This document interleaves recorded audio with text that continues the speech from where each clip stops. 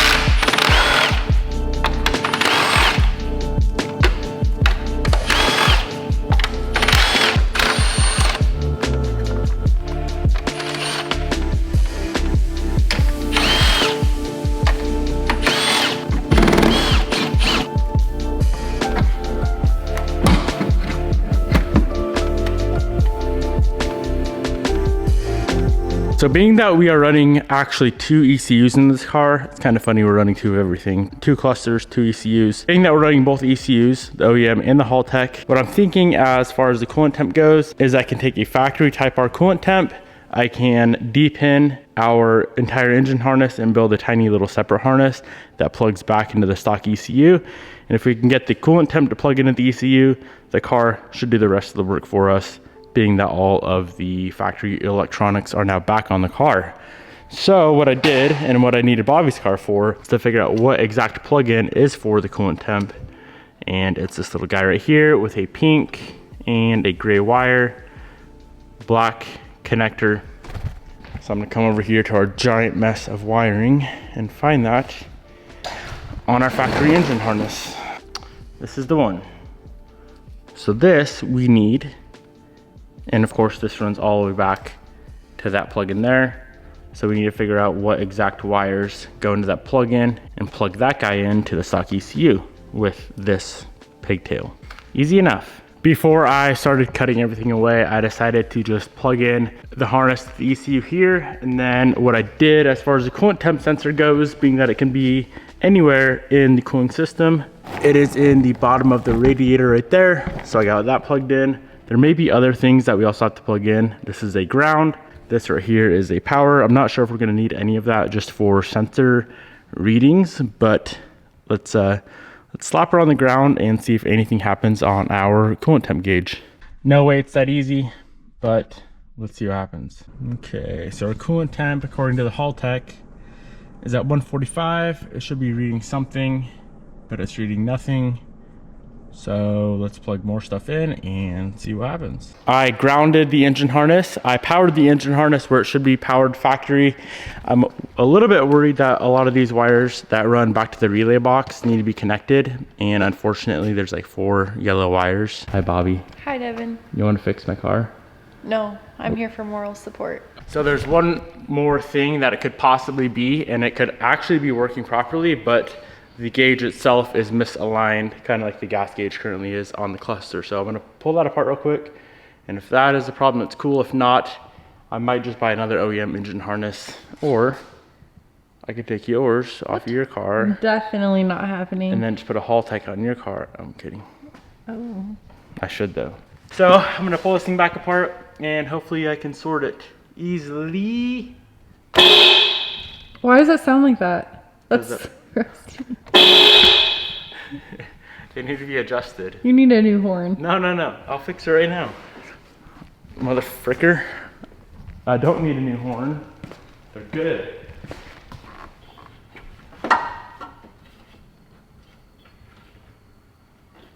So horns are like hitting each other or hitting on aluminum. They sound weird. Okay, much better. See? Got it. Damn, I'm good with wiring. I can adjust my horn. Alrighty, so I pulled the whole cluster apart, and as you can see, when we power on the car, coolant temp does not move. So something else is going on. I'm guessing it has to do with the wiring I was showing you guys earlier. I did try messing around with the needle just to make sure it wasn't in the wrong position, but no matter what, the cluster is not moving the little rod that the needle goes onto. So that's our problem. Back in my day of cutting every freaking wire in the world, I lopped this connector off. I don't know why, but I'm gonna go ahead and wire it back on. As you can see, there's quite a few similar wires, a bunch of yellows, a couple of different reds. Thankfully, we got Bobby's car here, so we can easily get this wired back on to the harness properly. I'm guessing there's something to do with this, and that is why our coolant temp is not reading.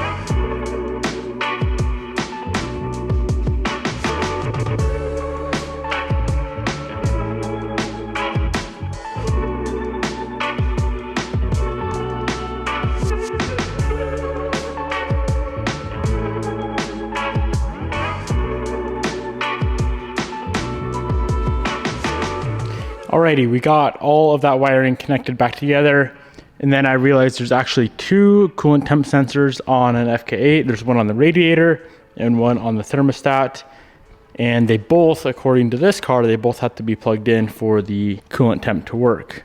So I need to figure that out, and then also, unfortunately, I did mess up our cluster.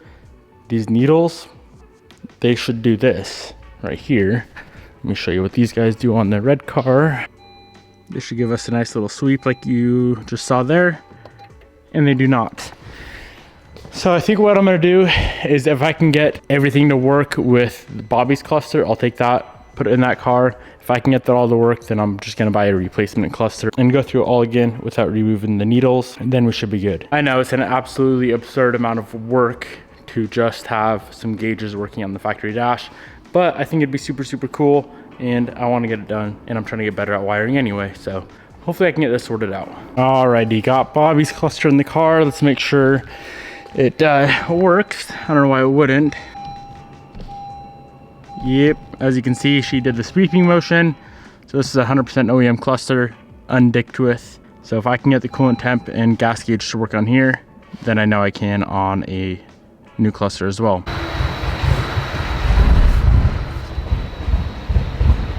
Still nothing. She's at 185 degrees right now. Everything is plugged in that should be plugged in as far as I'm aware, and we're still getting nothing. This is currently what I have going on. I bought Identifix so I can go through the whole entire harness and the pinouts. Everything is checking out fine on the harness side from the sensors back to the ECU. All that is good to go. So what I'm trying now is I have Bobby's coolant temp up, and now I'm gonna go ahead and see if this car will read this coolant temp, and if it does, it's just a sensor. But if this doesn't, then it's most likely something from the ECU up to the cluster, which for some reason I cannot find any sort of diagrams for that. I'm sure they're in there. I'm a noob, but let's hope this works. Nothing at all. For reference, it is currently 3:15 p.m. I've been working on this since mid-afternoon yesterday. Disappointed to say that I have yet to figure it out, and I'm pulling the plug on this project. I know everything from the sensor to the ECU is good, but past that, it looks like it all goes to canvas communication, which I know nothing about. If you have any suggestions, drop a comment below. But for now, I'm pulling the plug on the fuel gauge, which I haven't even attempted yet, and the coolant temp, which I've spent, it feels like, forever on. Before the cluster goes in for hopefully the last time, I am going to go ahead and wire in the turn signals to the IC7. So if we take a look here, left turn signal is going to go to pin 22 on the IC7, and 23 will be the right turn signal. You can see what else we can put in there if needed. High beam, parking lights, handbrake, all sorts of stuff. But for now, 22 and 23 is all we need. Unfortunately, I only have one of the Haltech pins left. I just ordered a bunch more so we can get everything else taken care of. But for now, just to make sure I know how to do this right, it should be pretty easy. I'm just gonna turn on, let's say, the right blinker, and then find on this plug-in here which wire is getting a flashing signal. Makes sense to me. I don't know if it's that easy, but I'm assuming it is. Then again, nothing on this car makes any sense and nothing's easy, but let's give it a shot.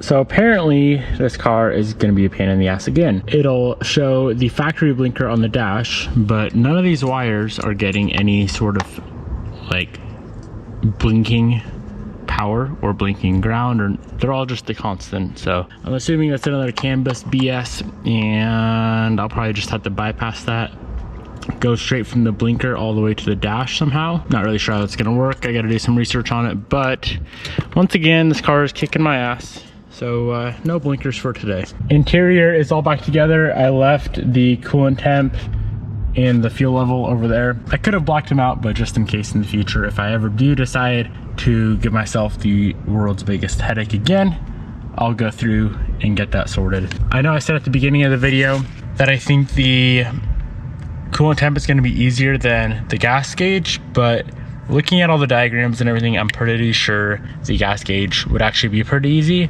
provided that we get the factory fuel level sender.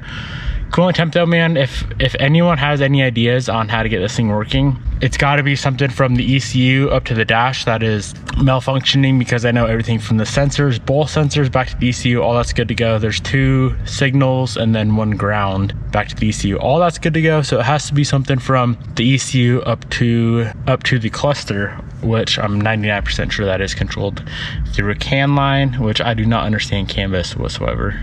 So I'm in Identifix right now trying to figure out the audio, because you can hear when I click on something, there's like a beeping sound, but there's no actual audio. So I'm guessing it's something to do with the amp. But apparently this head unit has a self-diagnosis mode. So you go display, phone, and power button all at the same time, and it'll pop, and it pops up the self-diagnosis mode. Okay, and it says XM antenna. Kind of cool that it shows all this. It does show the amp is connected properly, and if I go in this guy here and I do a speaker check, nothing is working at all.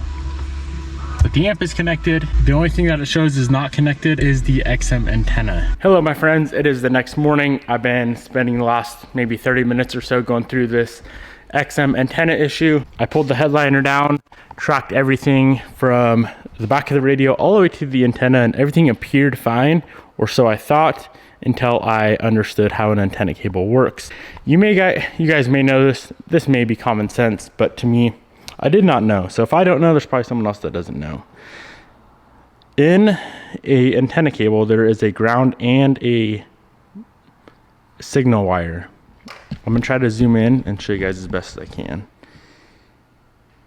So you guys see in the center there, there's a little pin. That is the signal, And then the outside circle part, that's actually a ground, which I was not aware of.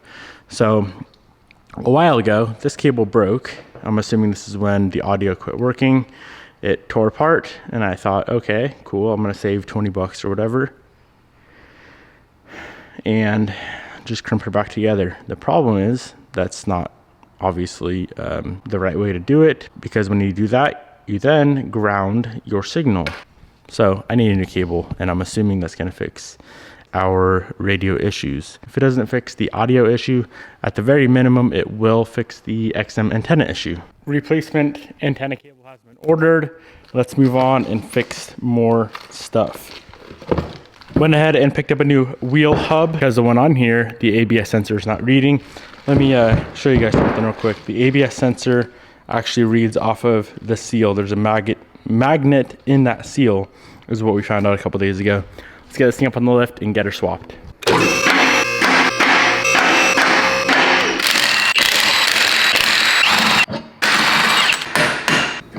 Being that we converted the Type R to 5 on 114 from 5 on 120, what we're gonna have to do is press apart both of the hub assemblies.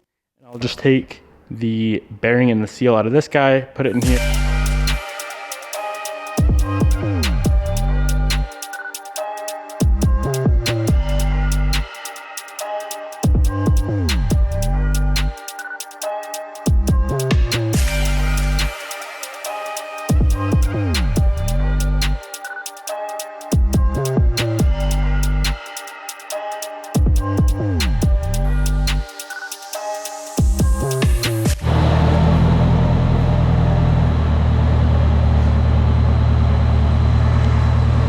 All right, boys, I slapped her back together and I'm gonna go ahead and see if we're getting an ABS reading from the sensor. I hope we are.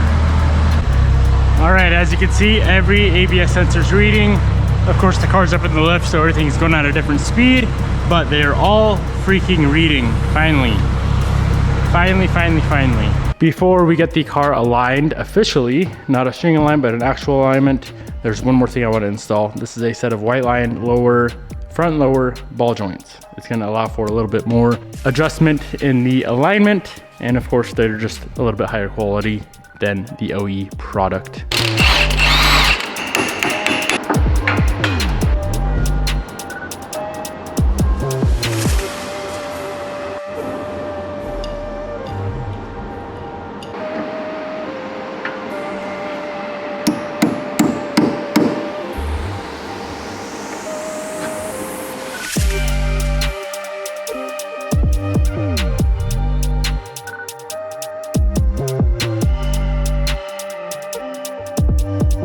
Now, if you guys want to pick up this white line kit, I will link it down in the description box below.